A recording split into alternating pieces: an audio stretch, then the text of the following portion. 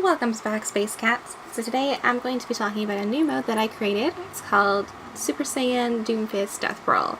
So it is going to be part of my Death Bunch settings, and naturally it features our favorite new hero, the ever so slightly, moderately, very much so overpowered Doomfist. So for this mode, the goal is to get up in the air, stay there, and take down your enemies with your super strong Super Saiyan punches. So, to get up into the air in the first place, I reduced his Rising Uppercut cooldown to 0.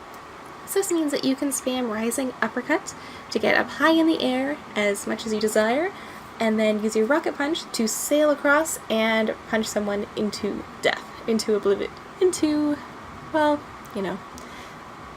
so that they're no longer here anymore and eliminate them forever. So, to do so, your Rocket Punch has been reduced, so the cooldown is only 10%. This is just to make it so you can't constantly be spamming it, and plus you have a charge up for it anyway, so by the time you finish sailing across the sky, the cooldown's pretty much up.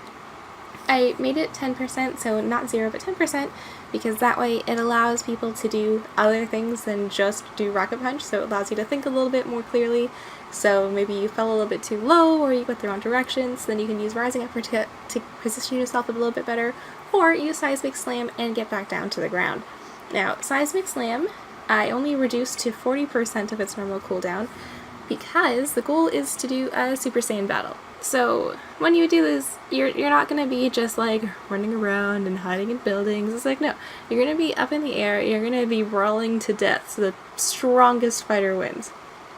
So this is kind of an emergency get out of a Rocket Punch ability, so it's not going to be there all the time, and plus if you're high up in the air you actually can't use it anyway. You have to be pretty close to the ground to actually be able to use your Seismic Slam. So if you're all the way at the top of like the skybox, you're not going to be able to use it anyway. So just kind of a quick repositioning ability, because even then, once you use it, you're still going to have to Rising Uppercut to get yourself back in position, and then Rocket Punch your way to victory. I did leave his ultimate generation. It doesn't really work super well. Like, it's not really going to get you very far. Most likely, all the heroes will be dead by the time you actually have to use it, or it's good in case you have a hider, so someone who likes to try and hide inside a building instead of rising to the sky to battle like a true Saiyan. So, you see here, pretty much everything that he has is normal. So his damage dealt is normal, his health is normal, damage received is normal. I left it all alone. So the reason behind this is because basically, well, Saiyans can take a punch or two. So this allows you to get hit 2 to 3 times depending on your positioning. So if you're near a wall or a mountain or whatever, you might die a little bit faster. Or if you get shot. So this allows you to take a few hits and keep going.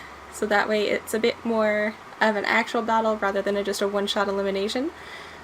His movement gravity I did reduce a little bit, so this way when you're charging up your Rocket Punch, you're not falling super fast to the ground. You have that little bit of leeway, so that way you can still charge it up and line it up properly and you won't have fallen too far down to the ground. His movement speed has increased. This is because his Rocket Punch travels further the faster he goes. So when his movement speed is high, it means he can travel further than he would normally. So 200% was found to be a really good number for the Super Saiyan battle. And finally, I did allow him to keep his little gauntlet fist. So the rationale behind this was that, Saiyans, they can do Kamehameha waves, they can do like fire off small little energy, chi blasts, and whatever. So this is just a way to kind of finish off your opponent or do your best to save yourself in case you were really low. So I left it alone. It doesn't do an awful lot of damage, especially compared to the Rocket Punches, and it's pretty hard to accurately track someone flying through the air, so it seemed to work out pretty well. So, yep, and naturally just Doomfist is enabled for this particular map selection. You want to choose something with a high skybox, or with just like a lot of room, so like not a lot of interior buildings and whatnot. So typically the ones we're going to choose are Eco Point Antarctica is a good one. You can also do the Necropolis, lots of airspace there, and the Nepal village is awesome, and the shrine is okay, but there are a lot of buildings you can kind of hide around on and skate. So typically you're just going to do the village. Oh, Castillo's okay as well, but again, small buildings. It's a very small map, so it's not quite as epic looking as it could be. And so, yeah, so Castillo, Necropolis, and Nepal Village are probably going to be your best map choices.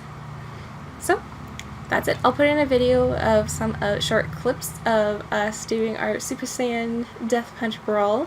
So you're going to see some highlights, some in-game footage of just people like zipping around like maniacs, trying their best to punch everyone, and of course, a wonderful epic play of the game. Thank you so much for watching, and I will see you in the next video. Bye-bye!